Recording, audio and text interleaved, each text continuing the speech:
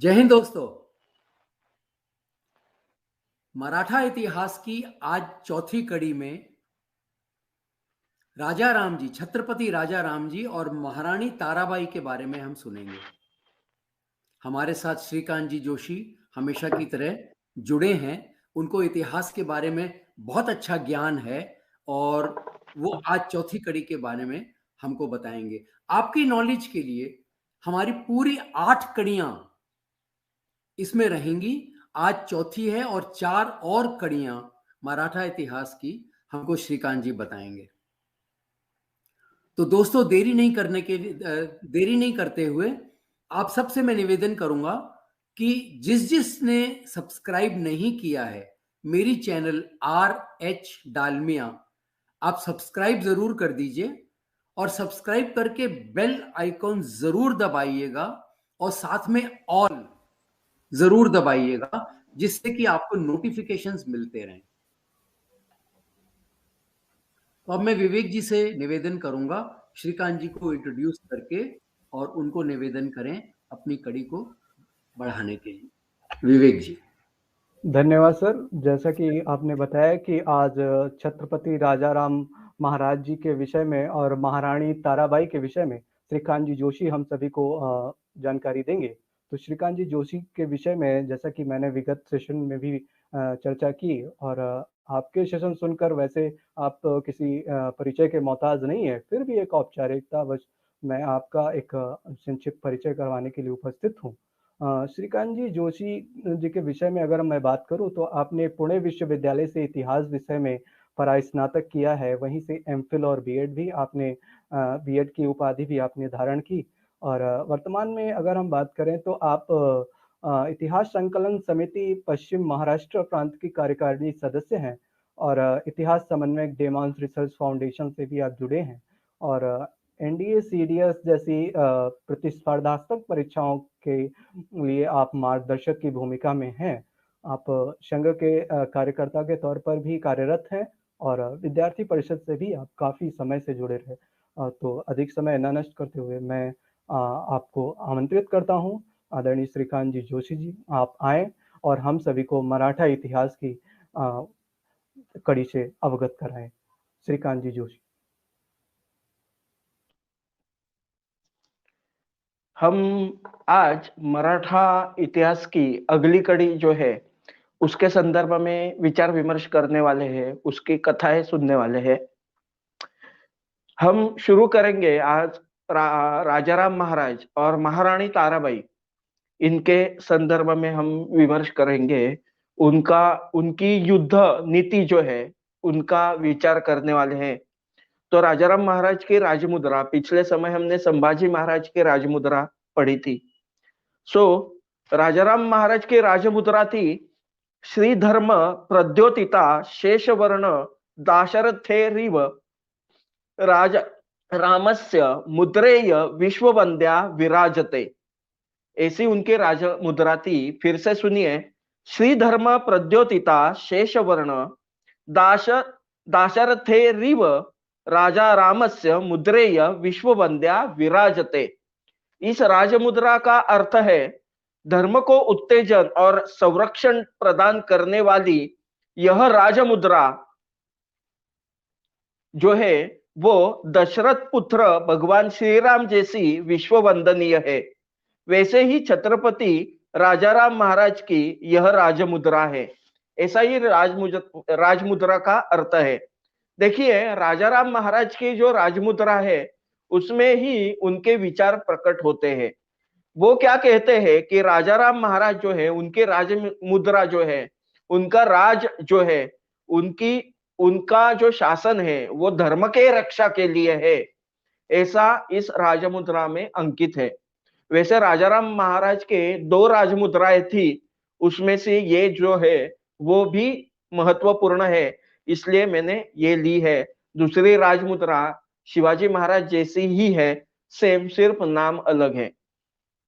देखिए, पिछले बार हमने देखा था कि छत्रपति संभाजी महाराज जो है उनकी विचित्र और भयानक तरीके से हत्या कर दी गई थी और ये इस हत्या का जो बदला है वह मराठा लेने के लिए उत्सुक थे। औरंगजेब को ऐसा लगा कि छत्रपति शिवाजी महाराज हैं, उनकी मृत्यु हुई है, उसके बाद संभाजी महाराज जो है उनकी भी मृत्यु हो गई है, उनको मैंने मृत्यु दंड दिया है, अभी मराठा राज्य खत्म हो जाएगा, ऐसा वो सोच रहा था। आप समझ सकते हैं कि जिस मराठा राज्य, जो स्वराज्य जिसे कहा जाता है, जो भारत में एकमेव हिंदू राज्य था, जो स्वतंत्र था, ऐसे राज्य को राजा नहीं है। ऐसे राज्य में उत्तर से बहुत सारा, जैसा पूरा अरब सागर जो है वो महाराष्ट्र के भूमि पर जो है प्रकट हो चुका हो, वैसे ही उत्तर से तुर्की और अरबों का जनसागर महाराष्ट्र में आ चुका था और मराठा इनके बीच जो है संघर्ष कर रहे थे। बहुत ही भयानक परिस्थिति जो थी यह महाराष्ट्र में निर्माण हुई थी। मराठाओं की राजा की हत्या क्रूरतापूर्ण जो है की गई थी। बहुत से इतिहासकार कहते हैं कि संभाजी महाराज की जो हत्या है वो धर्म ग्रंथ में जो लिखा हुआ है उनके, उस तरह से औरंगजेब ने की हुई थी। तो ऐसी भयानक परिस्थिति में महाराष्ट्र का स्वराज्य जो है वो आ चुका था। औरंगजेब ने मराठाओं के साथ युद्ध करना शुरू किया। उसके बाद जरा भी समय जो है वो न गवाते हुए औरंगजेब जो है वो मराठाओं के राज पे आक्रमण करने लगा और धीरे धीरे वो रायगढ़ तक आ पहुंचा। और रायगढ़ पे देखिए, रायगढ़ पे जो वहां पे छत्रपति संभाजी महाराज, उनकी पत्नी महारानी येसुबाई थी, उसके बाद राजाराम महाराज थे, उसके बाद वहां पे महारानी ताराबाई थी, उसके बाद उनकी अलग अलग पत्नियां थी, उसके बाद सोयराबाई भी वहां पे ही थी। ऐसी सारी परिस्थितियां जो है वो परिस्थितियां बन चुकी थी कि संभाजी महाराज नहीं है, अभी क्या होने वाला है किसको पता नहीं था। ऐसे में महारानी येसुबाई जो है उनको एक छोटा लड़का था, उनका नाम था शिवाजी। बाद में वही शाहू महाराज, छत्रपति शाहू महाराज बने हुए हैं। तो ये बहुत महत्वपूर्ण है। ऐसे वक्त जुल्फिकार खान या जुल्फिकार खान, प्रोनाउंसिएशन कुछ अलग हो सकता है, लेकिन जुल्फिकार खान जो है वो रायगढ़ को जो है वो उसने रायगढ़ को सर्कल बना लिया और रायगढ़ जीतने की कोशिश करने लगा। रायगढ़ इमीडिएटली वो जीत नहीं पा सकता था, उस वजह से उसने क्या किया है कि रायगढ़ को एक सर्कल बनाया और उसे बेड़ा कहा जाता है। तो उस बेड़े में जो है रायगढ़ फंस गया। महारानी येसुबाई जो है उन्होंने क्या किया है, उस वक्त बड़ी दिलदारी दिखाई और उन्हें मराठा राज्य बचना चाहिए ये उन्हें समझ में आया और उन्होंने मंचकारोहण किया।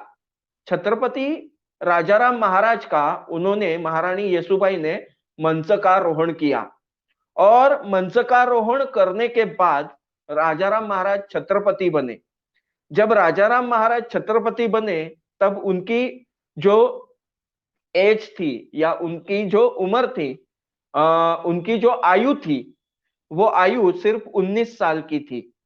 राजाराम महाराज अपने आयु के 19 साल में ही छत्रपति बने और छत्रपति बनने के बाद महारानी येसुबाई ने उन्हें कहा कि आप अभी यहां से रायगढ़ से निकलिए, क्योंकि रायगढ़ को जो भी रायगढ़ पे जो औरंगजेब ने आक्रमण किया हुआ था उससे हम बच नहीं पाएंगे। लाखों का जनसागर जो है तुर्की अरबियों का दक्षिण में आ चुका था। महाराष्ट्र के बहुत सारे सरदार भी औरंगजेब से मिल चुके थे। अभी इस संकट से आपको बचना है, स्वराज्य को बचाना है, तो आपको यहां से निकलना पड़ेगा, ऐसा उन्होंने कहा। और राजाराम महाराज जो है वो राजाराम महाराज और कुछ अधिकारियों के साथ वो रायगढ़ से उन्होंने प्रस्थान किया और प्रस्थान करते करते जो है वो विशालगढ़ पहुंचे। विशाळगढ़ कोल्हापुर के पास है। बाद में वो पन्हाड़ा आए और पन्हाड़ा से कुछ जो तज्ञ थे, राजकीय तज्ञ थे, उस वक्त के छत्रपति शिवाजी महाराज के निष्ठावान सेवक थे, छत्रपति संभाजी महाराज के निष्ठावान सेवक थे।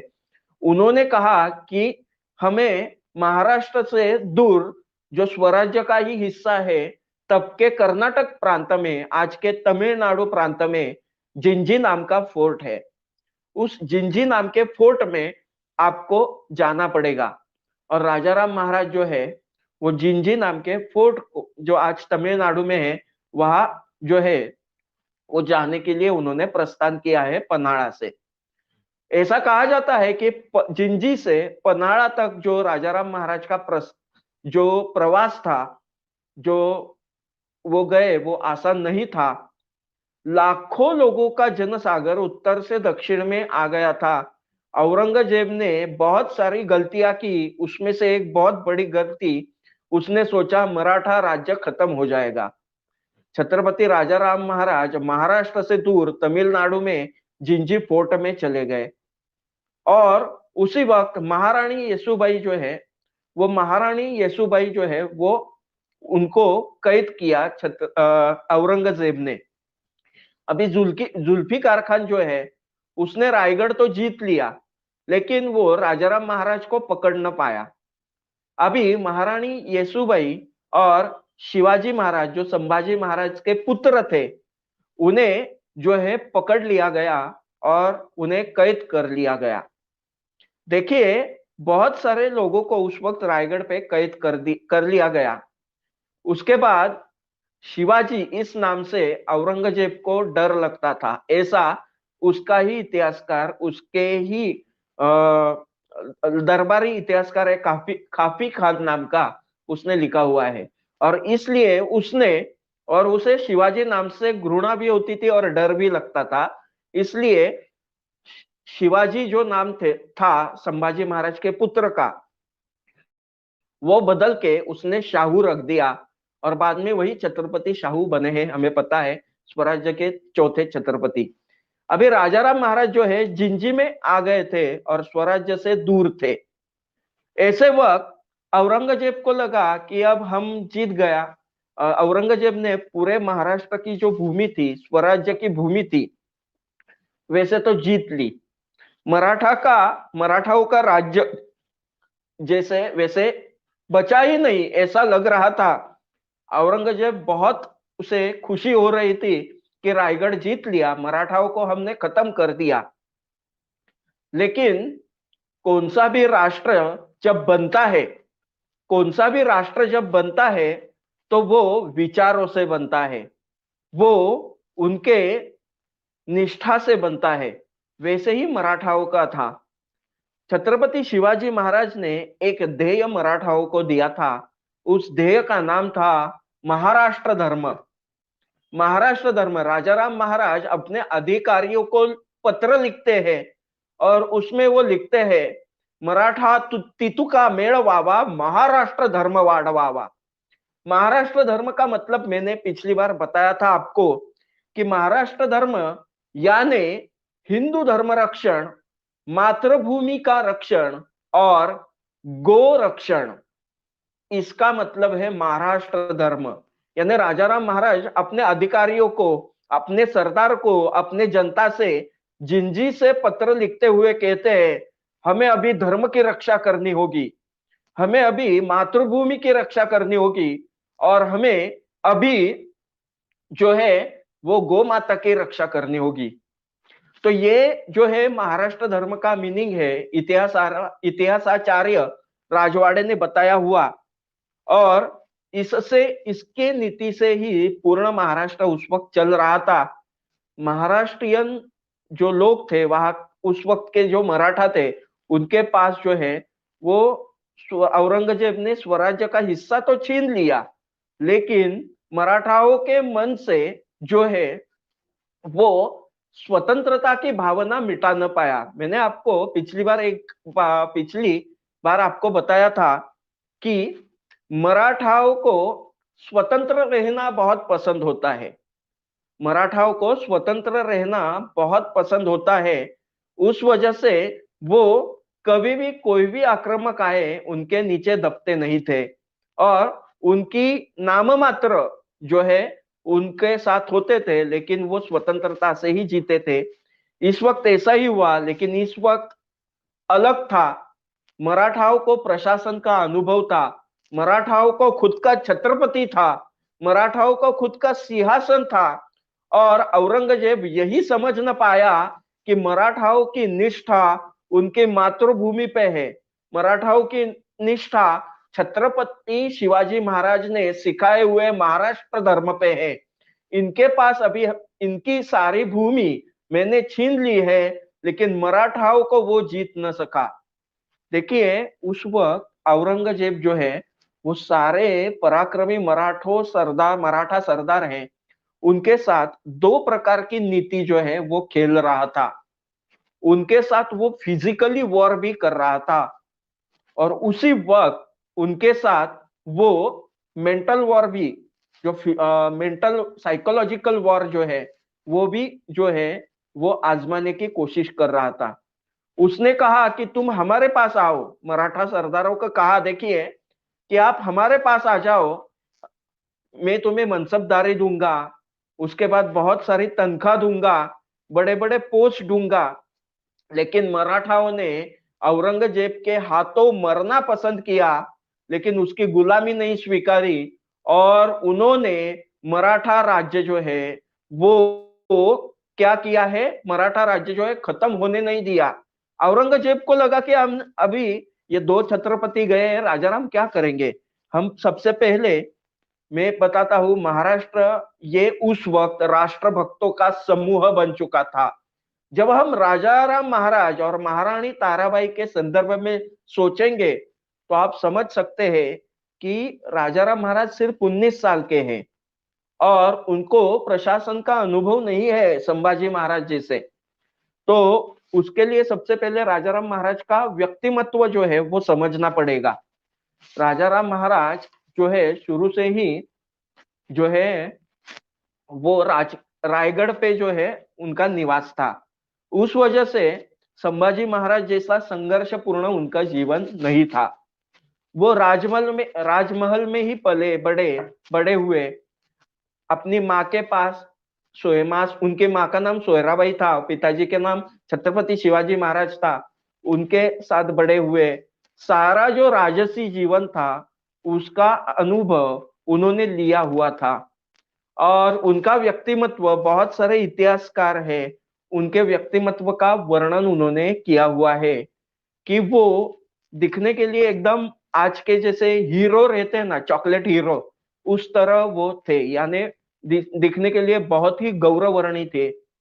उसके बाद वो जो है वैसे वो संभाजी महाराज जैसे धष्टपुष्ट नहीं थे, लेकिन दिखने के लिए जो है बहुत सुंदर थे।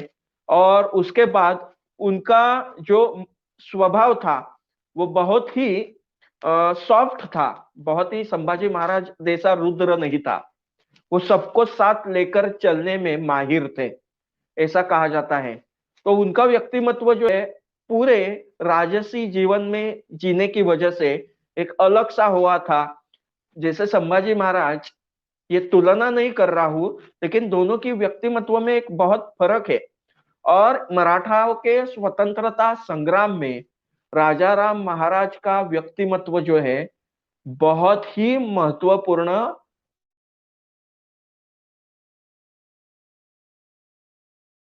जो है काम किया है। और स्थिर बुद्धि, उनकी बुद्धि जो है बहुत ही स्थिर बुद्धि थी, कांस्टेंट, वो एक दिशा से विचार करते थे। उनका स्वभाव अच्छा था, वो दिखने के लिए बहुत ही क्या कहते हैं आज के हीरो जैसे होते थे। मैं नहीं कह रहा हूं, तो ऐसे उस वक्त के इतिहासकार है, कवि परमानंद नंद जो है उनके पुत्र जो है उन्होंने उनका वर्णन किया है। उनके पुत्र नहीं, उनके पौत्र जो है उन्होंने उनका जो है वर्णन किया हुआ है।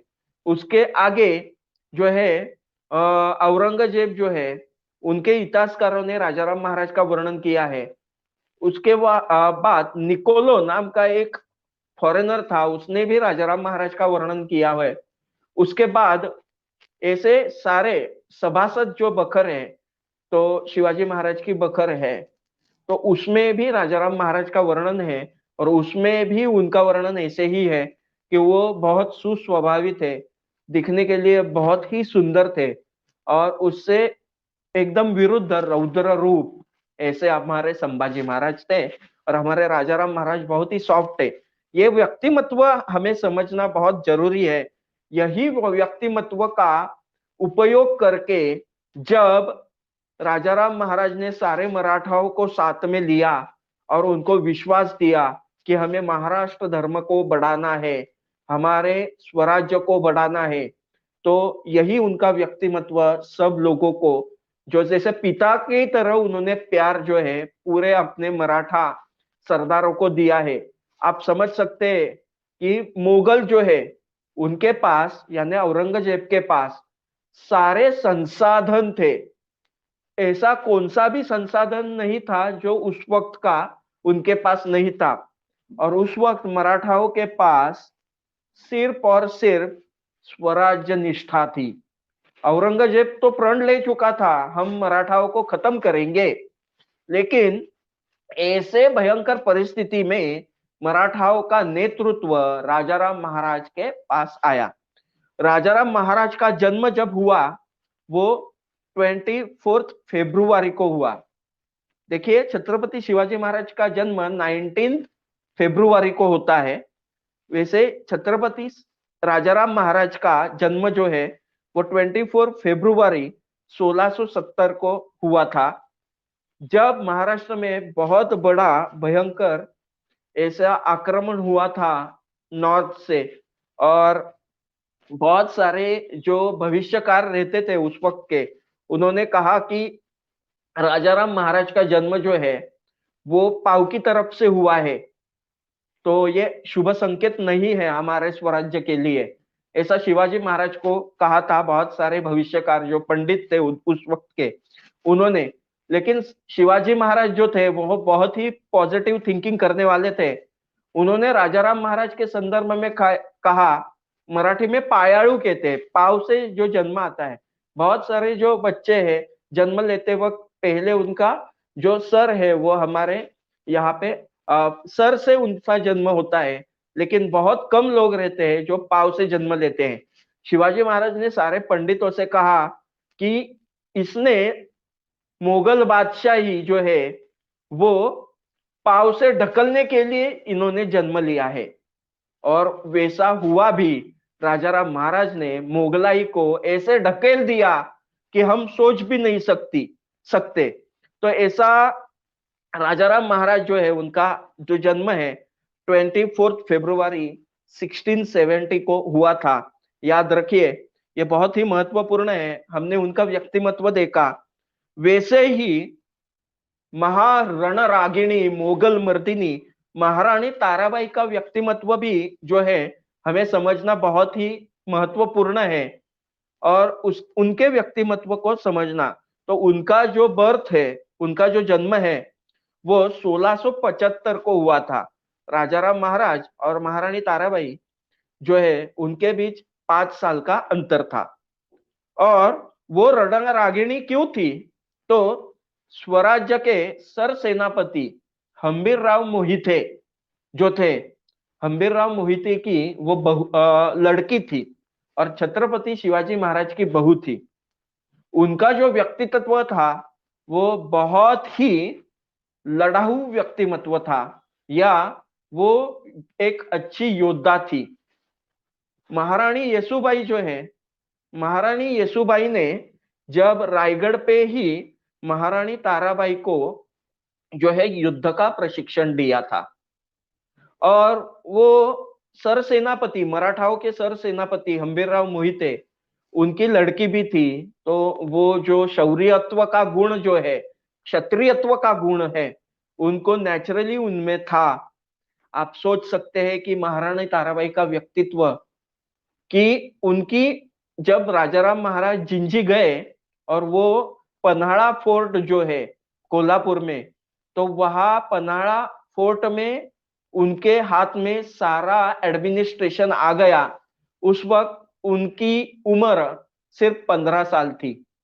और 15 साल की उम्र में या आयु में, माफ करना, उम्र ये फारसी शब्द है, 15 साल के आयु में जो है उनको प्रशासन का नेतृत्व मिला है। तो उस वक्त से उन्होंने प्रशासन जो है वो हैंडल करना शुरू किया है। महारानी ताराबाई एक बहुत बड़ी योद्धा थी और उस वजह से उन्हें दीर्घ आयु मिली आगे चल के, और उन्होंने औरंगजेब को भी खत्म किया। वो महारानी ताराबाई को ही उसका श्रेय जाता है। राजाराम महाराज के संदर्भ में मैं एक बात बताना भूल गया, तो ये थी वो कि राजाराम महाराज ने जब मंचकारोहण किया यानी छत्रपति बने तो उसे मंचकारोहण कहा जाता है। तो राजाराम महाराज का मंचकारोहण हुआ, छत्रपति बने, तब एक महत्वपूर्ण ऐसा काम उन्होंने किया था कि ये जो राज्य है वो छत्रपति शाहू का राज्य है, यानी महारानी येसुबाई के पुत्र का राज्य है, संभाजी महाराज के पुत्र का राज्य है, मैं तो सिर्फ उसका रक्षण करता हूं, इस भावना से वो छत्रपति बने थे। जैसे दशरथ ने भगवान श्री राम जो है, भगवान श्री राम की गद्दी संभाली, भरत ने भगवान श्री राम की गद्दी जिस तरह संभाली, उस तरह राजाराम जो है, राजाराम महाराज, उन्होंने ही छत्रपति संभाजी महाराज के सामने यानी महारानी येसुबाई, उस जिस दिन उनका मंचकारोहण हुआ उसके बाद उन्होंने शपथ ली कि ये राज्य संभाजी पुत्र शिवाजी यानी बाद में शाहू मां उनका ही है, और ये मैं भरत की तरह जो है वो उसका काम करूंगा। तो राजाराम महाराज इतने सुस्वभावित है, स्वार्थी नहीं थे बिल्कुल भी, और यही उनका स्वभाव बाद में मराठाओं के राज्य विस्तार के लिए बहुत महत्वपूर्ण जो है वो काम उसने किया है, उनके व्यक्तिमत्व ने। देखिए, राजाराम महाराज एक दूरदृष्टि और बहुत ही संयमी ऐसे प्रशासकीय अधिकारी थे। उन्होंने दूर की सोची, और जब वो जिंजी गए तो उन्होंने सारे मराठाओं को आह्वान किया, मराठा तितुका मेळवावा, महाराष्ट्र धर्म वाढवावा।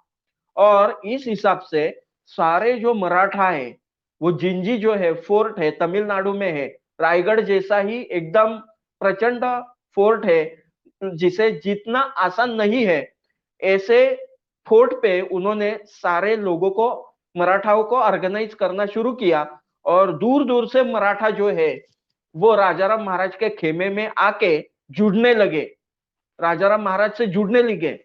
अभी 35 से 40,000 इतनी बड़ी सेना राजाराम महाराज की बन गई। उन्होंने संताजी घोरपड़े नाम के योद्धा थे, और उसके बाद धनाजी जाधव नाम के योद्धा थे।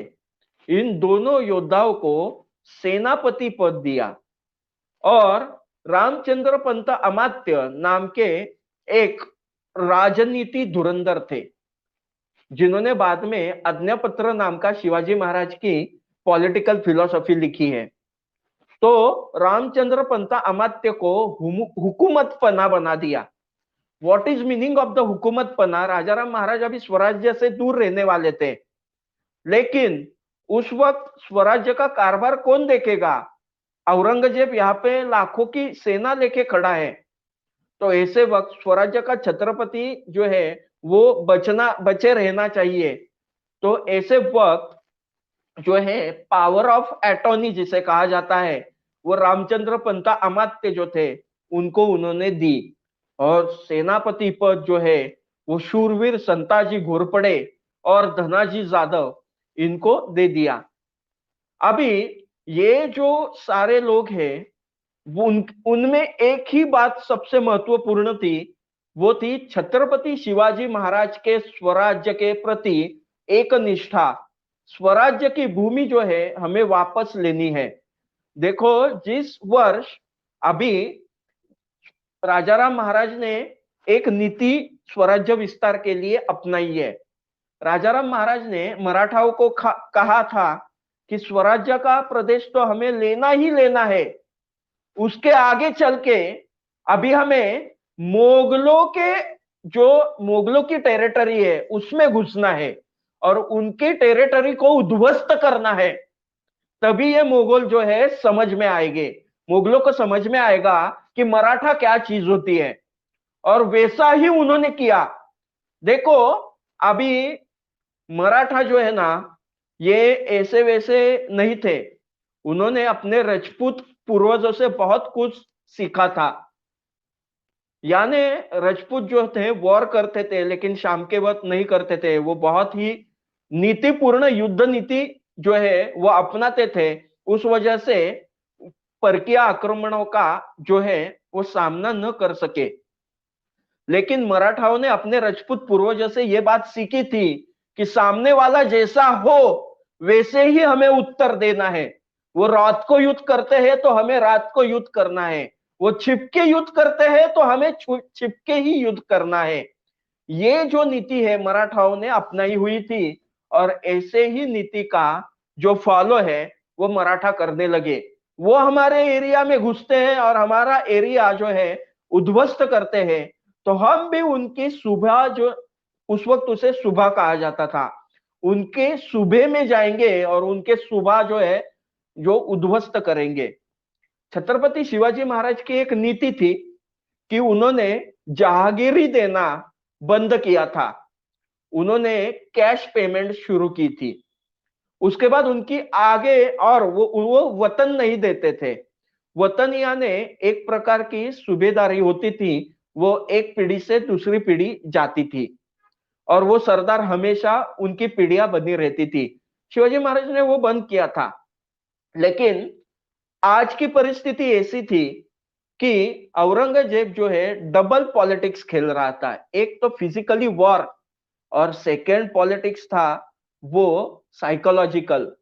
उसने मराठाओं को बहुत, ऐसा कहा जाता है मराठा रहते हैं ना, कौन से भी मराठे, यानी कौन से भी मराठे, यानी वो कौन से भी कास्ट के हो, वो मराठे जो रहते हैं ना वो वतन के लोभी होते हैं, ऐसा कहा जाता है।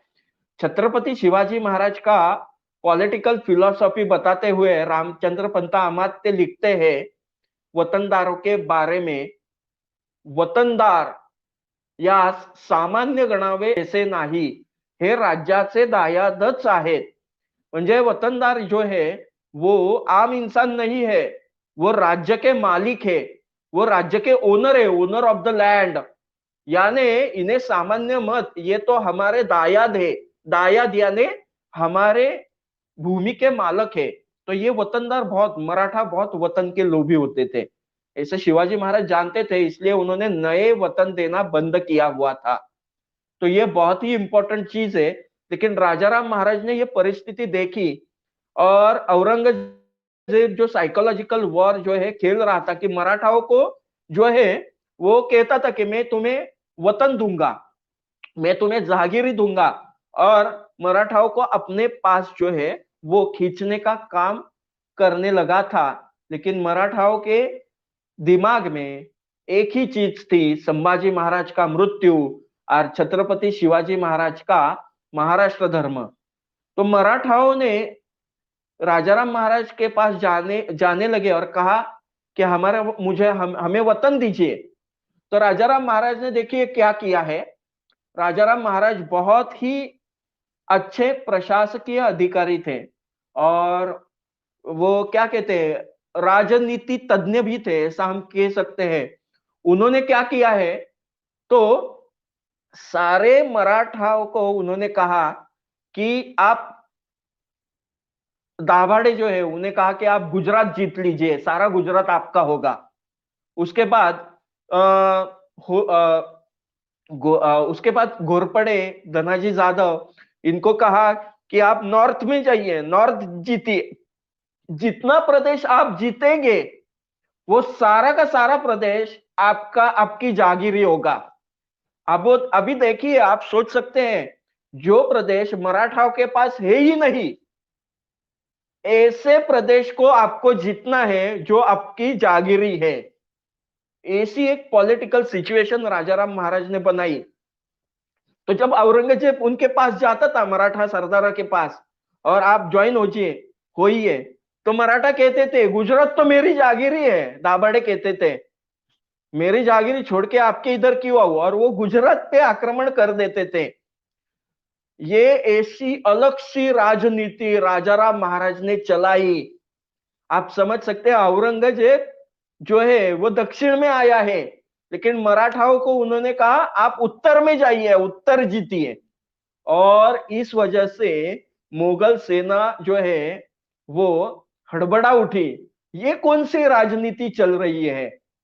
मुगलों का सूबा जो है वो मराठाओं का सूबा कब बन गया, वो समझ भी नहीं सके। और मराठाओं की एक वैशिष्ट्यपूर्ण युद्ध रचना थी। मराठे जो कभी रुकते नहीं थे, वो इतने स्पीड से जाते थे कि समझ में भी नहीं आता था कि यहां से वहां तक वो कैसे गए। और इस राजनीति का परिणाम औरंगजेब के मानसिक स्वास्थ्य पर भी हुआ है, ऐसा हमें एविडेंस मिलता है रिटर्न सोर्सेस में। तो राजाराम महाराज बहुत ही अच्छे एक राजनीतिज्ञ थे। उनका व्यक्तित्व बहुत दूरदृष्टि था, ये मुझे बताना था। अभी हम एक कहानी ऐसी सुनेंगे संताजी और धनाजी जाधव की। ये हमारे सेनापति थे, और संताजी घोरपड़े और धनाजी जाधव जिस साल, देखिए, औरंगजेब बहुत खुश हो रहा था कि हमने मराठाओं के छत्रपति संभाजी महाराज को खत्म कर दिया। उस वक्त वो सोच रहा था कि मराठा राज्य खत्म हो चुका है, लेकिन मराठा राज्य नहीं खत्म हुआ है, तो मराठाओं की टेरिटरी उसने जीत ली है। मराठा राज्य कभी खत्म होने वाला नहीं था। संताजी घोरपड़े और धनाजी जाधव इन्होंने औरंगजेब जहां अहमदनगर है, जहां पे रहता था, उसके छावनी पे आक्रमण किया। और जिस शामियाने में वो रहता था, शाही शामियाना रहता था, उस शाही शामियाने में घुस के एक्चुअली वो औरंगजेब को मारना ही चाहते थे, बदला लेना चाहते थे संभाजी महाराज के वध का। लेकिन उन्होंने वो न कर पाए। तो जिस शामियाने के नीचे औरंगजेब सोया हुआ था, उस शामियाने का ऊपर वाला कलश, सोने का कलश जो है, उन्होंने काट के जो है वो लेके आए थे। तो दहशत, मराठाओं की दहशत इतनी बैठ चुकी थी मुगल सैन्य के बीच में कि राजाराम महाराज के नेतृत्व में सारे मराठा सेना जो है एक राक्षस की तरह काम कर रही थी। राक्षस दो तरह के होते हैं, एक भगवान हमारे रुद्र, महारुद्र भगवान के खेमे में जो राक्षस होते हैं वो सामान्य जनों की रक्षा करते हैं, हमें पता है वो। तो उस तरह के राक्षस जो है, भगवान रुद्र के राक्षस, उस तरह मराठाओं ने रूप धारण कर लिया था। अभी हम रुकने वाले नहीं है। तुमने हमारा रायगढ़ जीत लिया, हमारा स्वराज्य खत्म करने की कोशिश की, अब हम तुम्हारे ही टेरिटरी पे, तुम्हारे ही राज में घुस के तुम्हें मारेंगे, ऐसा मराठों ने सोचा। और वो उस तरह ही काम करने लगे थे। संताजी घोरपड़े और धनाजी जाधव ये बहुत ही महत्वपूर्ण योद्धा थे। देखिए, उसके बाद रामचंद्र अमात्य, ये जो थे वो हुकूमत पना, जितने भी सरदार जो है मराठाओं के खेमे में थे, ये सारे सरदारों के संरक्षण करने का काम जो है रामचंद्र पंत अमात्य जो है वो करते थे। रामचंद्र पंत अमात्य जो है ये पूरा अपना जो राज्य कारभार है छत्रपति राजाराम महाराज की ओर से देखते थे, और उन्हें सारे निर्णय लेने का पूर्ण अनुमति थी। लेकिन वो निर्णय जो है वो महारानी ताराबाई से डिस्कस करके ही लेते थे। तो वो उन्हें हुकूमत पना, उनका जो स्टैंप है वो हुकूमत पना यानी पावर ऑफ अटॉर्नी की तरह चलता था। राजाराम महाराज की तरफ से दिया गया आदेश, ऐसा उन्हें निर्णय की पूर्ण अधिकार रामचंद्र पंत अमात्य को दिया हुआ था। राजाराम महाराज ने जो कुछ भी पॉलिसी जो अपनाई, उस पॉलिसी का परिणाम ऐसे हुआ है कि मराठाओं ने धीरे धीरे स्वराज्य का जो पूरी टेरिटरी थी स्वराज्य की फिर से प्राप्त की है। उसके बाद वो गुजरात में घुस गए, उसके बाद वो मध्य प्रदेश में घुस गए हैं। तो ये उनका वैशिष्ट्य था। राजाराम महाराज की जो मृत्यु है बहुत ही कम आयु में हुई। तो वो 2 मार्च 1700 में राजाराम महाराज की जो है मृत्यु हुई। बहुत ही कम उनकी आयु थी, लेकिन उनकी जो आयु है उस आयु में जिन्होंने मराठाओं का संगठन किया, उन्होंने मातृभूमि के रक्षा के लिए महाराष्ट्र धर्म की आवाज दी। ये बहुत ही महत्वपूर्ण है। जब मराठा मंडल बनता है, आगे चल के हम देखने वाले हैं, तो मराठा मंडल जब बनता है तब राजाराम महाराज ने दी हुई महाराष्ट्र धर्म की ये जो प्रेरणा है वो मराठा मंडल के लिए बहुत ही महत्वपूर्ण है, वो हम देखने वाले हैं। धर्म की रक्षा, बहुत सारे सरदारों को औरंगजेब उस वक्त मुसलमान बनाना चाहता था, लेकिन महाराष्ट्र धर्म के आह्वान से कोई भी मराठा जो है वो कन्वर्ट नहीं हुआ है। ये बहुत ही बड़ी चीज है। आपको पता है, शिवाजी महाराज के खुद पुत्र जो थे, संभाजी महाराज के पुत्र जो थे, संभाजी महाराज के, तो वो औरंगजेब के कैद में थे महारानी येसुबाई के साथ। तो महारानी येसुबाई के साथ थे, तो उन्हें धर्मांतर करने की उनकी कोशिश जो है वो औरंगजेब ने की थी, लेकिन ये भी सिंह का छावा था।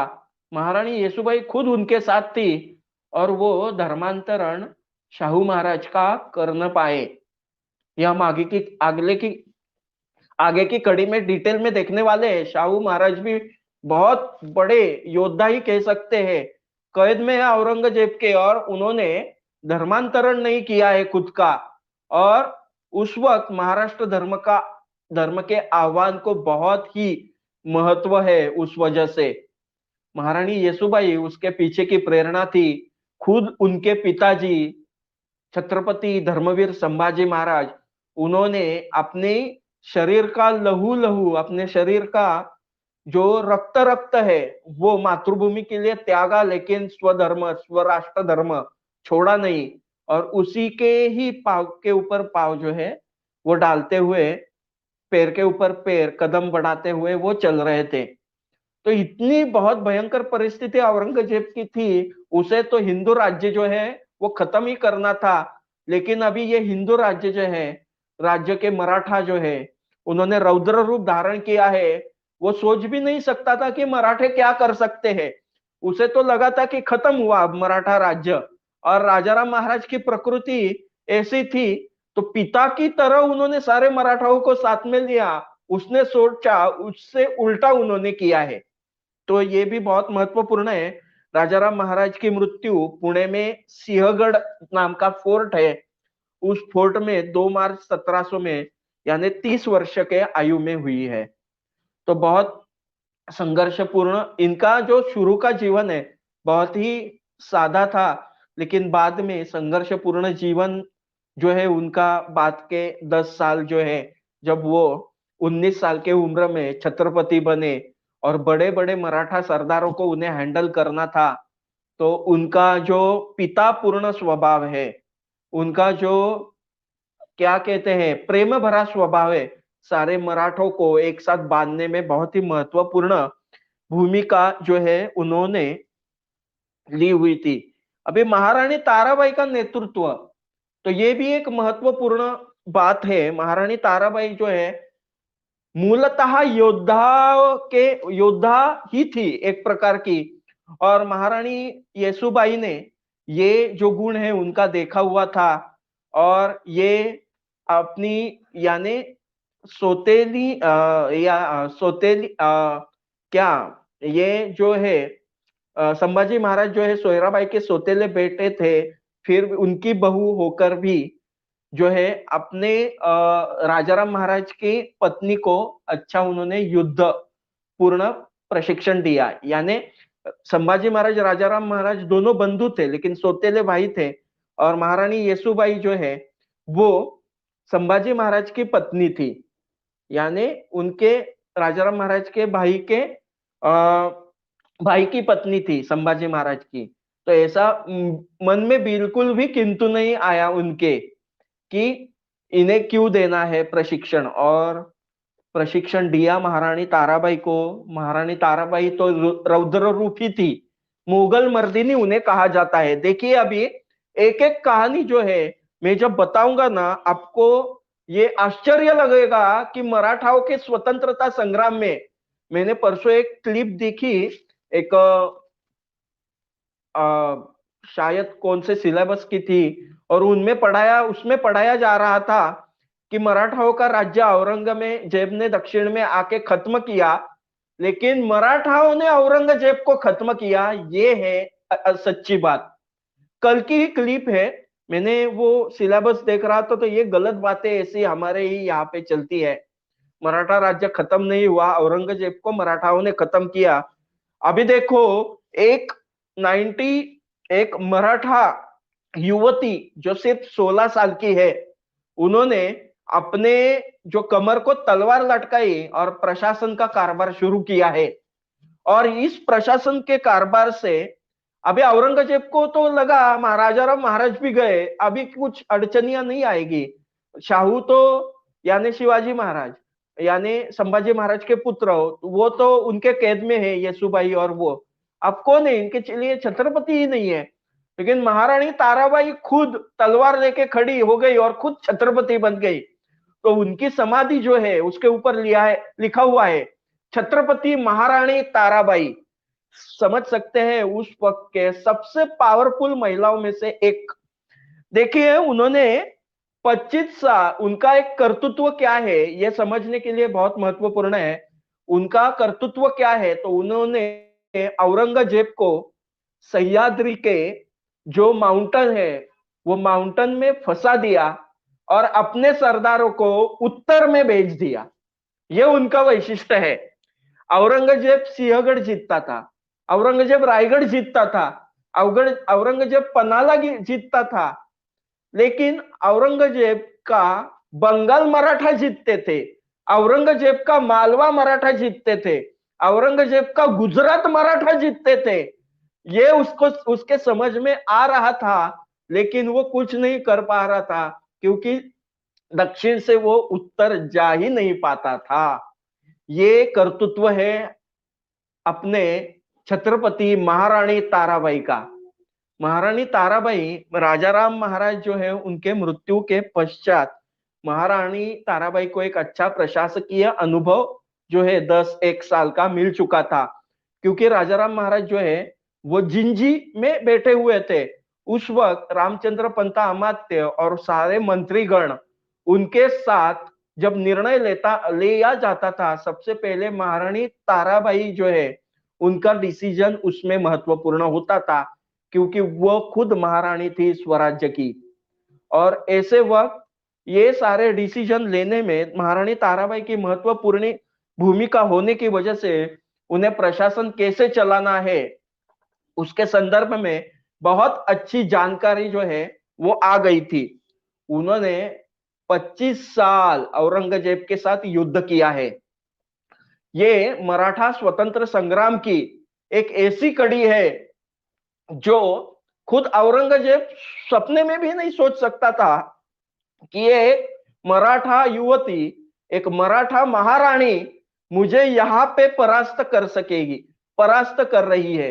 वो सपने में भी नहीं सोच सकता था। विश्व का सबसे पावरफुल बादशाहों में से एक या सत्ताधीशों में से एक जिनका पूर्ण स्वराज उसने छीन लिया था, उस महारानी ने औरंगजेब को यही खत्म कर दिया इस महाराष्ट्र के भूमि में। वो अब हम देखेंगे। देखो, मराठा, औरंगजेब को लगता था कि मराठा जो है वो मराठाओं का यानी छत्रपति शिवाजी महाराज का जो स्वराज्य है वो सिर्फ किलों में है या फोर्ट में है। यदि मराठाओं के फोर्ट जो है, किले है, दुर्ग जो है वो मैंने जीत लिए तो मराठा हार जाएंगे, ऐसा उसे लगता था। लेकिन मराठाओं की युद्ध नीति में मराठाओं की स्वतंत्र रहने की प्रवृत्ति, मराठाओं का अपने धर्म के ऊपर का विश्वास और मराठाओं को शिवाजी महाराज के स्वराज्य के प्रति जो निष्ठा है, ये 3 चीजें बहुत ही महत्वपूर्ण थी और यही मराठाओं का स्वराज्य था असल में। फोर्ट तो सिर्फ जो है वो स्वराज्य की रक्षा के लिए थे, लेकिन स्वराज्य असली जो है वो मराठाओं के हृदय में था। शिवाजी महाराज का स्वराज, शिवाजी महाराज की नीति, ये सारा मराठाओं के हृदय में था और उस वजह से वो मराठाओं को कभी जीत न पाया। देखिए, महारानी ताराबाई जो है उन्होंने एक अलग सी नीति अपनाई हुई थी, जो पूरे के पूरे फोर्ट जो है, मराठाओं के सारे जो फोर्ट है, वो मराठाओं के फोर्ट जो है ना, वो बारिश जीतना इतना भी आसान नहीं था, क्योंकि वो सारे माउंटेन के ऊपर है, सह्याद्री पर्वत के ऊपर है। और ये जो फोर्ट है वो जीतने के लिए औरंगजेब जो है अपने सरदार भेजता था, और अपने सरदार जब भेजता था वो उसको बेड़ा लगा के जो घेराव जो है वो लगाकर बैठते थे, और 6 मंथ 6 मंथ जो है वो किला जीतने में लगा देते थे। औरंगजेब का सारा धन, सारी शक्ति मराठाओं का एक एक किला जो है वो किला जीतने में लग जाता, पूरा धन जो है किला जीतने में खर्च हो जाता था। एक इटालियन प्रवासी है, जब वो भारत में आया था तो वो लिखता है औरंगजेब के वक्त ही, वो लिखता है औरंगजेब इस तरह ही मराठों से युद्ध कर रहा है, उनके इतने सारे फोर्ट है, उसे सारे फोर्ट जीतने के लिए दूसरा जन्म लेना पड़ेगा, फिर भी वो वही कर रहा है, सब उसे समझ में आ रहा है, फिर भी वो वही कर रहा है कि मराठाओं के फोर्ट जीतने की कोशिश कर रहा है, ऐसा वो लिखता है। यूरोपियन जो है, फॉरेनर जो आया हुआ है इटली से, उसे ये समझ में आ रहा है, लेकिन औरंगजेब को समझ में आ रहा नहीं है। महारानी ताराबाई क्या करती थी, किला जो है ना, वो जो है वो किले में जाके वॉर करती थी, और वॉर करती थी। जब बारिश आती थी तो बारिश आने वाली होती थी, उस वक्त ये फोर्ट जो है उनका उपयोग नहीं होता था। महाराष्ट्र में बारिश एकदम खतरनाक होती है, जब बारिश आती है तो बहुत सारी वो आकाश में बारिश इतने आती है, सारे बादलों में फोर्ट चले जाते हैं। उसके बाद क्या कहते हैं, बिजलियां जो है कड़कती रहती है, तो इतनी भयंकर परिस्थिति फोर्ट के ऊपर रहती है महाराष्ट्र में। और ऐसे वक्त बारिश जब आती थी, उससे पहले महारानी ताराबाई जो है वो औरंगजेब के सेना के साथ संधि कर देती थी, औरंगजेब को वो फोर्ट दे देती थी और वहां से निकल जाती थी। उस संधि में बहुत सारे पैसे जो है महारानी ताराबाई जो संधि के वक्त बहुत सारे पैसे औरंगजेब की सेना से लेती। औरंगजेब को लगता है ये फोर्ट हमारे पास आ गया। और मराठे बाद में क्या करते थे, जब बारिश खत्म हो जाती, तो जब दशहरा आता है, हमारे यहाँ पे सीमोल्लंघन होता है, तो उस सीमोल्लंघन के वक्त मराठे फिर से वो फोर्ट जो है वो जीत लेते थे। मराठाओं के फोर्ट जीतने की टेक्निक जो थी, वो किले को घेराव नहीं डालते बैठते थे, वो डायरेक्ट किले पे जाते थे, बहुत ही एकदम भयंकर रास्ते से, जो माउंटेन है वो माउंटेन पे क्लाइंबिंग करके जाते थे। आपने वो तानाजी पिक्चर देखा होगा, मूवी, उसमें जैसे जाते थे उस तरह जाते थे और एक दिन में किला जीत लेते थे। तो औरंगजेब क्या करता था, किला जीत लिया है तो सारा जो रसद रहती थी खाने पीने की, उसके बाद युद्ध की, वो किले में भर के रखता था। मराठा जो है दशहरे के बाद फिर से किला लेते थे, और यही हमेशा चलता रहता था। बारिश के वक्त जो है मराठा किला जो है वो दे देते थे मुगलों को, और सीमोल्लंघन के वक्त मराठा किला 6 महीने के लिए वापस ले लेते थे। उसमें सारा धन मिलता था उन्हें, उसके बाद उसमें सारा अनाज मिलता था। उसके बाद आगे चल के और एक महत्वपूर्ण चीज होती थी कि ये सारी चीजें उनको मिलती थी, और किला देते वक्त, संधि के वक्त भी वो मुगलों से पैसा लेते थे। और इस सारी नीति से एक बार, 2 बार, कितनी बार, बहुत बार, आप सोच भी नहीं सकते, औरंगजेब जैसा राजनीति धुरंधर योद्धा जो है वो सह्याद्री के इन माउंटेन में ऐसे फंस गया कि मराठा जो है गोरिल्ला वॉर के साथ साथ डायरेक्टली प्लेन भूमि के ऊपर भी वॉर करने लगे, उसे पता भी नहीं चला महारानी ताराबाई के वक्त। और महारानी ताराबाई की ये पॉलिसी जो है ना, वो बहुत ही महत्वपूर्ण है। महारानी ताराबाई ने थोपटे नाम के सिंहगढ़ फोर्ट है पुणे में, और ये सिंहगढ़ फोर्ट जो है वो वॉर औरंगजेब जो है, खुद औरंगजेब जो है यहाँ पे आया था, तो उसने घेराव दे दिया सिंहगढ़ फोर्ट को। और अप्रैल का समय था, और अप्रैल के वक्त ही ये जो थोपटे नाम के बंधु है, वो सरदार थे, अच्छे सरदार थे, अच्छे वॉरियर थे, और उन्होंने ये जो किला है वो मुगलों को दे दिया अप्रैल में ही। बारिश को अभी 2-3 महीने थे फिर भी। तब उन्होंने एक भयंकर ऐसे पत्र लिखा हुआ है, किसको, थोपटे जो है उनको, वो सरदार थे मराठाओं के, तुम्ही कोणाच्या अधिकाराने हा गड जो आहे सिंहगड पावसाळ्याच्या आधी मोगलांच्या स्वाधीन केला, ऐसा खरमरित और भयानक ऐसा जाज्वल्य पत्र जो है वो इन सरदारों को दिया था। इसलिए उनकी राजनीति जो है हमें पता चलती है कि बारिश के समय तक किला जो है उसके किला जो है बचा के रखने का, बारिश के समय संधि करके पैसे लेके मुगलों को फोर्ट देना है, बाद में दशहरे के वक्त वो फिर से जीत के लेना है। ऐसा सारे के सारे फोर्ट के संदर्भ में ऐसा ही होता था। औरंगजेब को उतना ही अच्छा लगता था एक किला मैंने जीत लिया। ये थी महारानी ताराबाई की राजनीति। देखो उस वक्त जो है ना एक बहुत बड़ी अकाल आया हुआ था महाराष्ट्र में 2004 से 2007 तक 3 साल बहुत बड़ा अकाल आया हुआ था महाराष्ट्र में। उस वक्त ऐसा कहा जाता है कि महाराष्ट्र में मुगल सैनिकों के पास, मराठा सैनिकों के पास नहीं कह रहा हूं मैं, मुगल सैनिकों के पास खाने के लिए अनाज भी नहीं था। ऐसा कहा जाता है कि वो जब औरंगजेब की खुद की सेना वो इतने 25 साल युद्ध करके इतने कंगाल हो चुके थे, उत्तर में तो उनके पास पैसे आते थे, लेकिन दक्षिण में वो मराठे आने ही नहीं देते थे वो पैसा।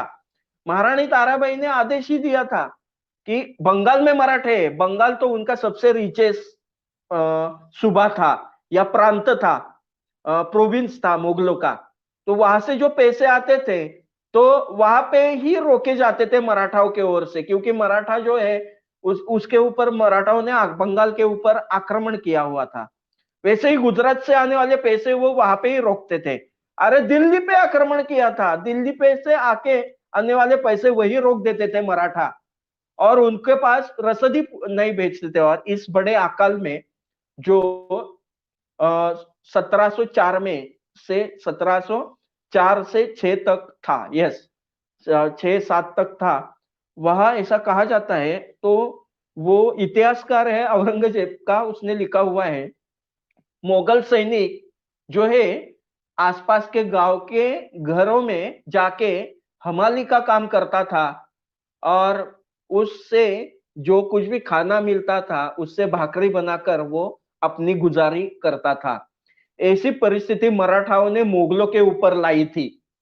महारानी ताराबाई जो है उनका खंबीर लश्करी नेतृत्व, यह उनका वैशिष्ट्यपूर्ण था। वो खुद तलवार उठा के मुगलों के साथ युद्ध करती थी, और यही जो है मराठा सैनिकों की प्रेरणा थी।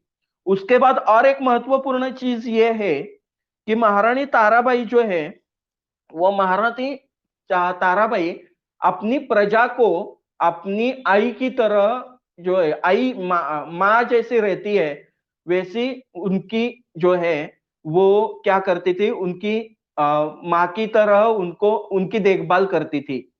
तो उस वजह से स्वराज्य निष्ठा, शिवाजी महाराज ने दी हुई महाराष्ट्र धर्म की फिलॉसफी, राजाराम महाराज की प्रेमपूर्ण पिता जैसी प्रकृति, और उसके बाद महारानी ताराबाई जैसी खंबीर योद्धा और उनकी माँ जैसा व्यवहार, इस वजह से मराठा राज्य बढ़ते चला गया। कैसे बढ़ते चला गया? देखो, मराठाओं ने जो है वो गुजरात पे हमला किया, बंगाल पे हमला किया, आसाम पे हमला किया, दिल्ली पे हमला किया, और मोगली मुल्क जो है वो ध्वस्त कर दिया और जीतने की कोशिश करने लगे। मराठा गोरिल्ला वॉर के साथ प्रत्यक्ष मैदान में वॉर करने लगे राजपूतों की तरह और मुगलों को हैरान कर बैठे। औरंगजेब सोच नहीं पा रहा था कि उत्तर जाऊं या दक्षिण में रुकू।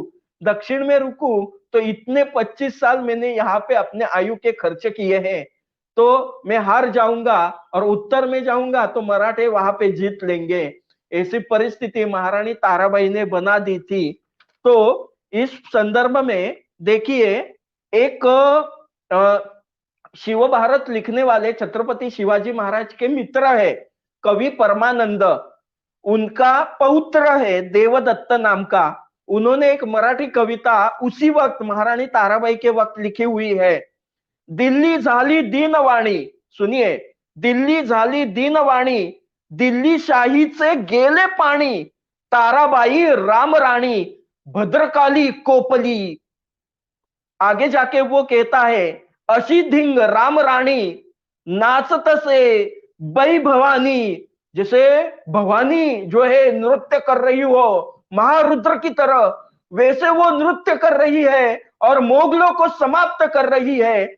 इसके संदर्भ में 1689 में 1809 में जब शिवाजी महाराज जो है उनका देहवसन हुआ, उससे पहले एक साल शिवाजी महाराज ने औरंगजेब को चेतावनी दी थी, यदि हम तुम्हारे सारे, चेतावनी दी थी, देखो शिवाजी महाराज ने, हम तुम्हारे सारे सूबे नष्ट कर देंगे, एक भी सूबा नहीं छोड़ेंगे। और हुआ भी वैसा। मराठाओं ने मुगलों के दिल्ली से लेके बंगाल तक और दक्षिण कर्नाटक तक सारे सूबे जो है औरंगजेब के हयात ध्वस्त कर दिए। और औरंगजेब जो है एक अमावस को, माघ वद्य अमावस थी 1707 में, वो जो है महाराष्ट्र में ही खत्म हुआ। उसकी कब्र औरंगाबाद में है। तो महारानी ताराबाई जो है उनका मृत्यु 9 दिसंबर 1761 में हुआ। उनको बहुत दीर्घ आयु मिली थी। महारानी ताराबाई जो है वो जब प्रशासन में थी, उनको मुगलों का, पुर्तगालियों का, अपने लोगों का भी कुछ, क्योंकि दो गुट बन चुके थे हमें मालूम है, उनका विरोध सहना पड़ा। फिर भी उन्होंने स्वराज्य निष्ठा नहीं छोड़ी और बाद में उन्होंने खुद छत्रपति शाहू महाराज यानी शिवाजी महाराज, इनका भी मंचकारोहण जो है करने की अनुमति खुले दिल से दी है। तो ऐसी महारानी ताराबाई जिन्हें महाराष्ट्र में भद्रकाली, मोगल मर्दिनी कहा जाता है।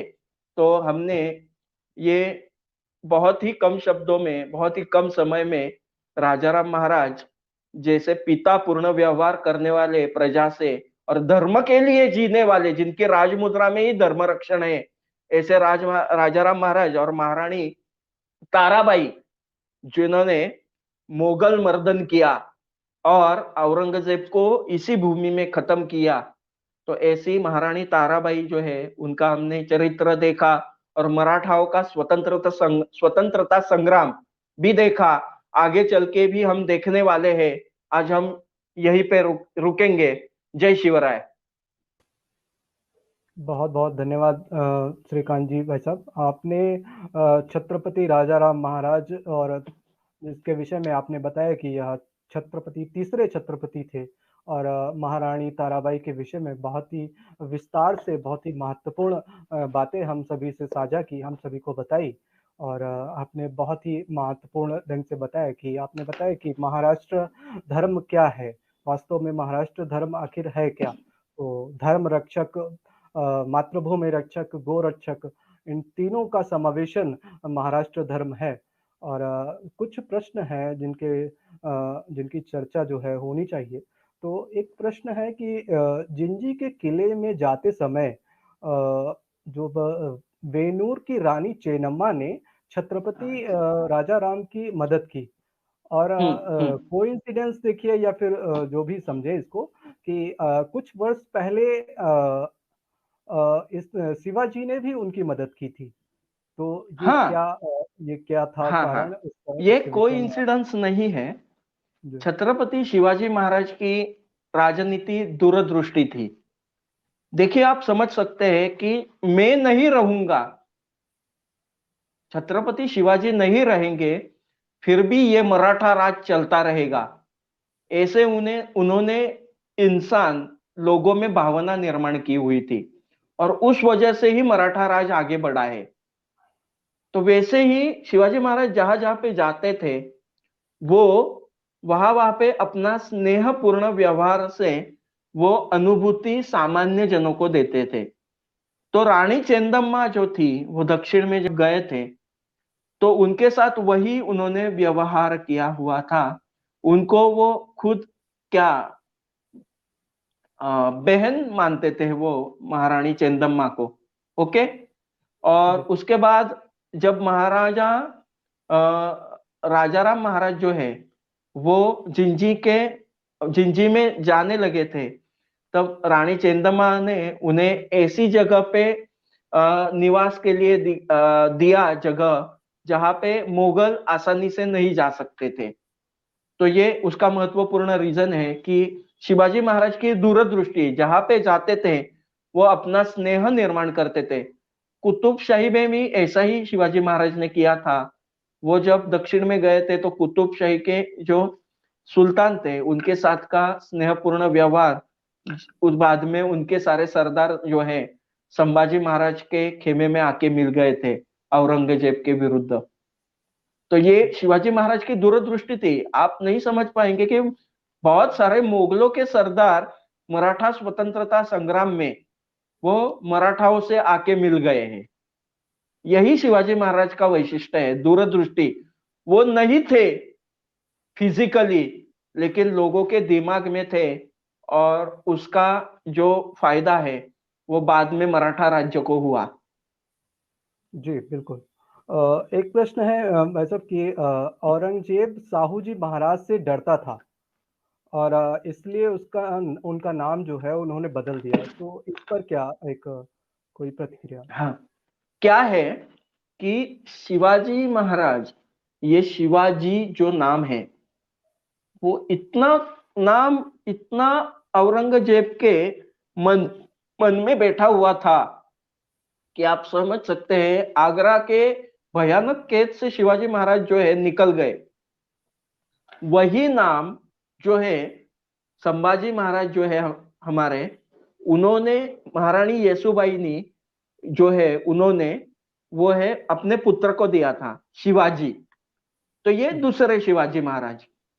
तो ये शिवाजी महाराज को का नाम का डर इतना इसके मन में बैठा हुआ था कि उसने नाम बदल दिया, शिवाजी महाराज द्वितीय जो है उनका, और उनका नाम शाहू कर दिया। जी। अच्छा, एक प्रश्न भाई साहब अशोक पाणिग्रह जी का है, जो कि हमारे स्वयंसेवका हैं, और उनका प्रश्न है कि महारानी ताराबाई के विषय में, हालांकि शिवाजी के बाद जितने भी छत्रपति हुए, इन पर हमारा इतिहास खामोश रहा। और तो उनका प्रश्न यही है कि महारानी ताराबाई के विषय में अपना इतिहास इतना खामोश क्यों है? कैसा है जी, कि मराठा स्वतंत्रता संग्राम एक ऐसी चीज है, या एक ऐसा सब्जेक्ट है कि बहुत सारे इतिहासकार जो है वो औरंगजेब की जीत दिखाना चाहते हैं। मराठा राज्य का विस्तार अपने आप नहीं हुआ है। तो एक वो महत्वपूर्ण रीजन है पहला, कि वो औरंगजेब की जीत दिखाना चाहते हैं। लेकिन मराठा संघर्ष कर रहे थे, उनके पास उस वक्त फोर्ट नहीं था, लेकिन महाराजा था, महारानी थी। तो महारानी ताराबाई का संघर्ष वो दिखाएंगे तो औरंगजेब का इतिहास शून्य हो जाएगा। इसके संदर्भ में सर जदुनाथ सरकार जो है, उन्होंने इतिहास लिखना शुरू किया मुगलों का, औरंगजेब का।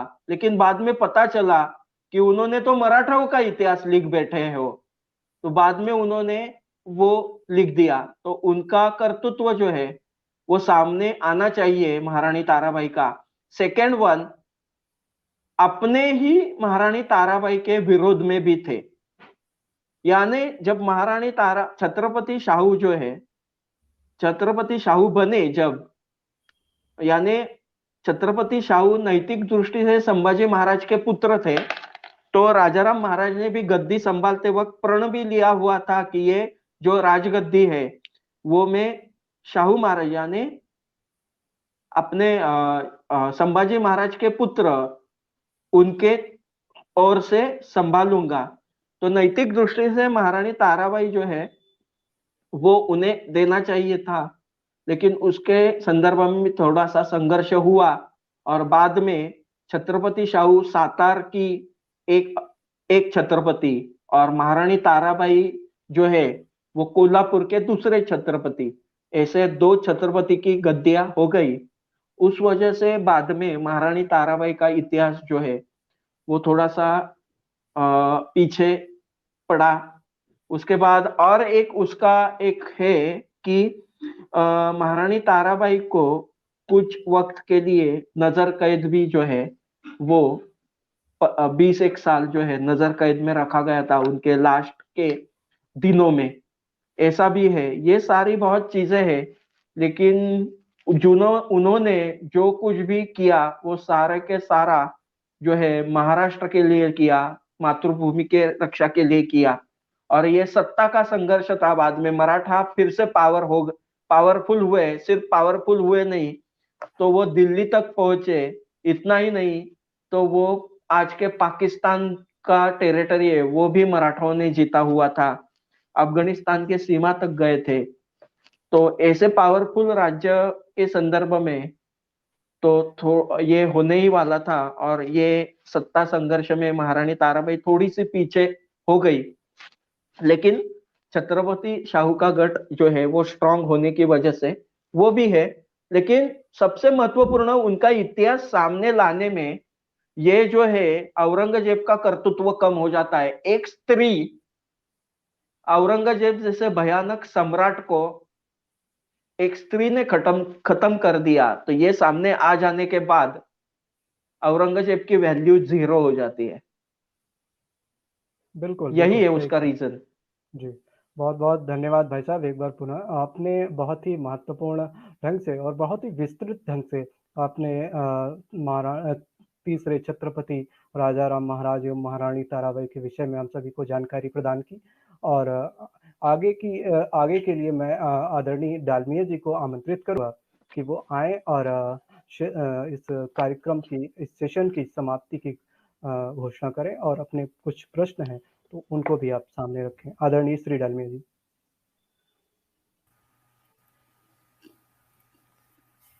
श्रीकांत जी, मेरे मन में 2 प्रश्न हैं।